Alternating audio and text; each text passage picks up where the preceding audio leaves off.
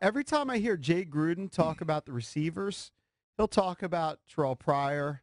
He'll talk about Jamison Crowder. He seems really high on Ryan Grant. I haven't heard him mention Josh Doctson in a while. Is he just the forgotten man? What's going on with Josh Doctson? No, he's not a forgotten man. I think that they are purposely not talking him up big because they don't want to put pressure on this kid and have him go out there, and do something stupid trying to make up for last year. They want him to follow their plan. They brought him along gradually during OTAs. They held him out a couple days, here and there and whatever. He's good to go. I talked to Ike Hilliard at the end of the mini camp, and he said he's going to be fine. He really likes what he sees out of him. He likes the growth and the understanding, and so he expects that he's going to be a key contributor for them. But, yeah, Jay has kind of down-talked it a little bit, and I think those are the reasons why, and for the reason that he knows that he's still got a lot to learn, and they're not going to really know what he can do until he's run around at training camp, run around at preseason, and emerges from that healthy. And I guess they just don't want to get their hopes up either that this is going to be something really good when he just had trouble getting on the field last year, and they're hoping that those issues are resolved, but they'll have to wait and see for real. So is there a chance that Ryan Grant would be the number 2 receiver?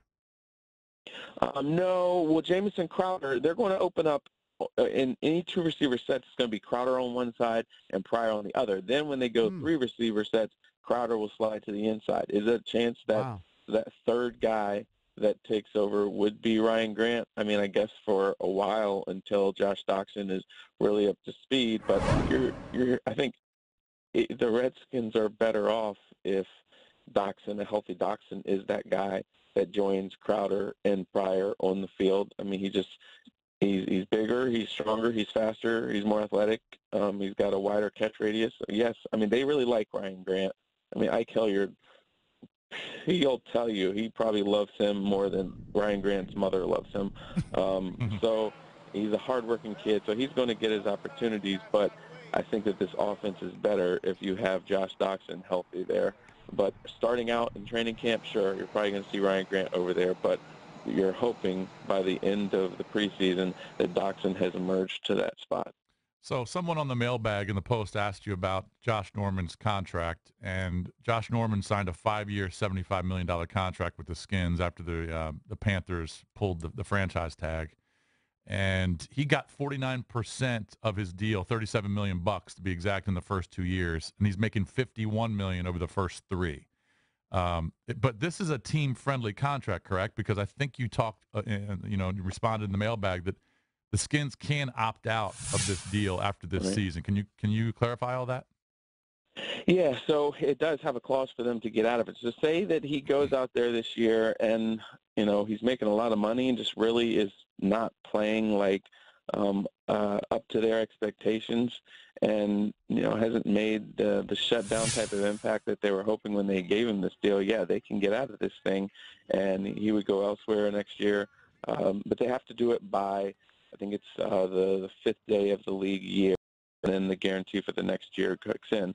And so, we'll see how this goes. He really has to really have a good year, and you're hoping for them because they made the big investment this year that he does live up to that contract, because they've had times where they've signed guys and to big deals and they don't pay off. And so we'll see what happens there with Josh Norman. He's another year with this team, new defensive backs coach, but I think they're going to use him in ways that he's more comfortable with and happy with. And so we'll see here if, they go into year 3 with him here, or if they end up parting ways after a disappointing second season. How much more do you think this team's going to run this year after drafting Pirine?